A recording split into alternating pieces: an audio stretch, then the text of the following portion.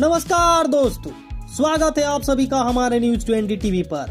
तो दोस्तों, मैं आज आपके लिए लाया हूं देश और दुनिया की 20 बड़ी खबरें। तो आपको एक एक करके सभी खबरें विस्तार से बताई जाएगी, तो वीडियो को अंत तक देखना ना भूले दोस्तों। तो चलिए शुरुआत करते हैं आज की पहली खबर के साथ। तो दोस्तों, भाजपा ने पूछा, राज्यों ने जब ऑक्सीजन की कमी से मौत का आंकड़ा दिया ही नहीं तो हम क्या करें। आपको बताते चलो कि दोस्तों वाले बयान पर सियासत तेज हो गई है। विपक्ष लगातार सरकार पर हमलावर है। वहीं सरकार की ओर से विपक्ष के आरोपों को निराधार बताया जा रहा है। भाजपा प्रवक्ता संबित पात्रा ने विपक्ष पर जमकर निशाना साधा। संबित पात्रा ने कहा कि किसी भी राज्य ने नहीं कहा कि ऑक्सीजन की कमी से मौत हुई है। राज्यों ने मौत के बारे में कोई आंकड़ा भेजा ही नहीं तो क्या जानकारी दी जाएगी। वहीं दूसरी खबर दोस्तों, सांसों पर सियासत तेज। आपको बता दूं, आप सरकार बोली, अब सरकार कहेगी कोरोना था ही नहीं। रावत ने कहा अपने को खोने वाले लोग अदालत जाए। आपको बताते चलो कि दोस्तों, दिल्ली और देश के कई जगहों पर ऑक्सीजन की कमी से मौतें हुई। इस पर भारत सरकार की ऑडिट कमेटी ने रिपोर्ट जारी की है, जिसके अनुसार देश में कहीं भी ऑक्सीजन से एक भी मौत नहीं हुई है। दिल्ली के स्वास्थ्य मंत्री सत्येंद्र जैन ने बुधवार को कहा कि कोविड-19 महामारी की दूसरी लहर के दौरान दिल्ली में और देश में कई अन्य स्थानों पर ऑक्सीजन की कमी के कारण कई लोगों की जान गई। वहीं मनीष सिसोदिया ने कहा ऑक्सीजन की कमी से मौत की जांच करवाएंगे। आपको बताते चलो कि दोस्तों, ऑक्सीजन की कमी से मौत के मामले पर राजनीति तेज होती जा रही है।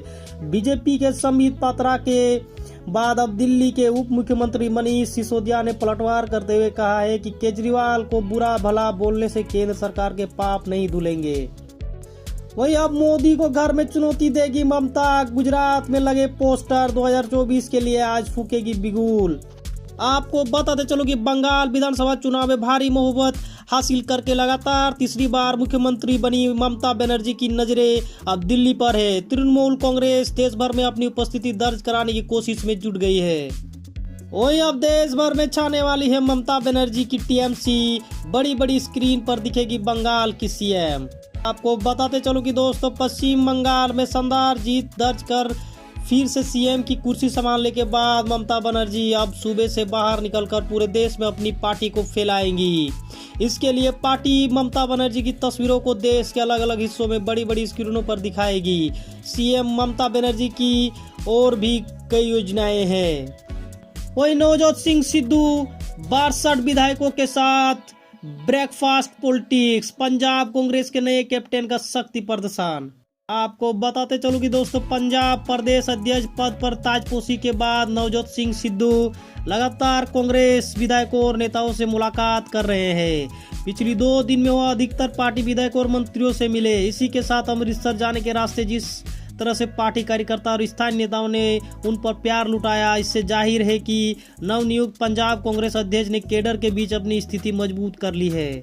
वहीं दोस्तों, अगले सप्ताह भारत आएंगे अफगान सेना के प्रमुख जनरल अहमद जाई। तालिबान पर अंकुश लगाने की तलाशेंगे संभावनाएं। को बताते चलो कि अफगान सेना के प्रमुख जनरल वली मोहम्मद अहमद जाई 27 जुलाई से 3 दिनों की भारत यात्रा पर रहेंगे। विदेशी सेना की वापसी के बीच पूरे अफगानिस्तान में तालिबान के आक्रामक रुख अख्तियार करने को देखते हुए वह द्विपक्षीय सैन्य संबंध मजबूत करने की संभावनाएं तलाशेंगे। अब योगी के मंत्री ने कहा मुनव्वर राना को यूपी में नहीं देश छोड़कर जाना होगा। ऐसे लोगों का एनकाउंटर में मारे जाएंगे। आपको बताते चलो कि अपने बयानों को लेकर चर्चा में रहने वाले उत्तर प्रदेश सरकार के राज्य मंत्री आनंद स्वरूप शुक्ला ने मंगलवार को शायर मुनव्वर राना पर हमला बोला। उन्होंने कहा कि उनके जैसे लोगों को प्रदेश ही नहीं देश छोड़कर जाना होगा।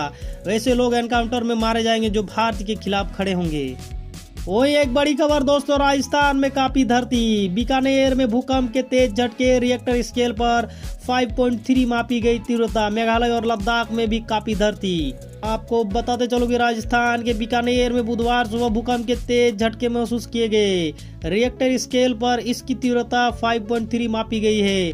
नेशनल सेंटर फॉर सिस्मोलॉजी के मुताबिक भूकंप सुबह 5 बजकर 24 मिनट पर आया। इसका केंद्र बीकानेर से 343 किलोमीटर पश्चिमी उत्तर पश्चिम में 10 किलोमीटर की गहराई पर था। वहीं अमित शाह पर भड़के कपिल सिब्बल, बोले चुनाव जीतने के लिए की गई जासूसी। आपको बताते चलो कि पूर्व केंद्रीय संचार मंत्री और कांग्रेस पार्टी के वरिष्ठ नेता कपिल सिब्बल ने सरकार पर देश की सुरक्षा को खतरे में डालने का आरोप लगाया। उन्होंने मुख्यमंत्री अमित शाह और केंद्र सरकार पर निशाना साधते हुए कहा कि यह जासूसी चुनाव जीतने के लिए कराई गई। वहीं चीन में भीषण बाढ़ से डूबी मेट्रो ट्रेन, यात्रियों के गले तक भरा पानी।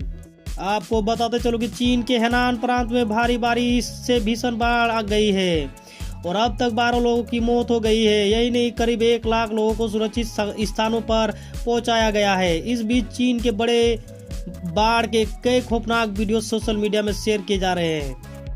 वहीं शिल्पा शेट्टी के पति के सपोर्ट में उतरे सिंगर मीका सिंह, बोले राज कुंद्रा अच्छे इंसान हैं, कोर्ट तय करेगा सच और झूठ। आपको बताते चलो कि शिल्पा शेट्टी के पति और बिजनेसमैन राज कुंद्रा को पोर्न मूवीज बनाने के मामले में मुंबई पुलिस की क्राइम ब्रांच ने सोमवार को गिरफ्तार किया था। मंगलवार को उन्हें कोर्ट में पेश किया गया, जहां से उन्हें और उनके साथी रायान थारप को 23 जुलाई तक के लिए न्यायिक हिरासत में भेज दिया गया। वहीं प्रेम शुक्ला और साजिया इल्मी बने राष्ट्रीय प्रवक्ता, यूपी चुनाव में मिल सकता है फायदा। आपको बताते चलो कि दोस्तों, मीडिया में बहस के दौरान भाजपा का मजबूती से पक्ष रखने वाले प्रेम शुक्ला को पार्टी ने अपना राष्ट्रीय प्रवक्ता नियुक्त कर दिया है। मूल रूप से उत्तर प्रदेश के सुल्तानपुर से संबंध रखने वाले प्रेम शुक्ला दोपहर सामना का अखबार के लंबे समय तक संपादक रहे हैं। मुंबई के साथ यूपी में सामाजिक राजनीतिक रूप से हमेशा सक्रिय रहे पूर्वांचल का लोकप्रिय ब्राह्मण चेहरा होने के कारण उत्तर प्रदेश विधानसभा चुनाव में भाजपा को इसका लाभ मिल सकता है। प्रेम शुक्ला के साथ साजिया इल्मी को भी राष्ट्रीय प्रवक्ता बनाया गया। वहीं कांग्रेस ने किया स्थानीय निकाय चुनाव अकेले लड़ने का ऐलान। आपको बताते चलो कि गठबंधन की सरकार में साथ होने के बावजूद महाराष्ट्र में स्थानीय निकाय चुनाव कांग्रेस अकेले लड़ेगी। राज्य इकाई के प्रमुख नाना पटोले ने बुधवार को कहा कि इसके लिए कांग्रेस नेता राहुल गांधी ने राज्य में पार्टी के भविष्य के लिए एक मास्टर प्लान प्रस्तावित किया है। वही बड़ी जंग की ओर बढ़ रहा अफगानिस्तान, राष्ट्रपति गनी बोले शांति के इरादे में नहीं है तालिबान। बताते चलो कि तालिबान और इस्लामिक स्टेट जैसे आतंकी संगठनों के हमले झेल रहे अफगानिस्तान में हालात जल्दी संभलते नहीं दिख रहे। अफगानिस्तान के राष्ट्रपति अशरफ गनी ने बुधवार को ईद के मौके पर दिए गए भाषण में कुछ ऐसा ही संकेत दिया। अशरफ गनी ने ईद से एक दिन पहले राष्ट्रपति भवन के पास 3 रॉकेट दागे जाने की आलोचना करते हुए कहा कि तालिबान शांति प्रक्रिया का हिस्सा बनने के मूड में नहीं है। वही अमेरिका की 2 टूक, अफगानिस्तान में हिंसा छोड़ राजनीतिक समाधान की कोशिशें हो तेज। आपको बताते चलो कि अमेरिका ने अफगानिस्तान में राष्ट्रपति निवास पर एक दिन पहले दागे गए रॉकेट की कड़े शब्दों में निंदा की है। अमेरिका की तरफ से कहा गया है कि अफगानिस्तान के लोग देश में अमन और शांति चाहते हैं। ये सब छोड़कर देश में शांति स्थापना के लिए राजनीतिक समाधान की राह मजबूती करनी चाहिए। वहीं अब दुनिया को परमाणु संकट में धकेलेगा चाइना। ताइवान के मुद्दे पर जापान को दी एटम बम से हमले की धमकी। आपको बताते चलो कि दुनिया को कोरोना महामारी में धकेलने वाला चीन परमाणु हमले की कहानी भी रच सकता है।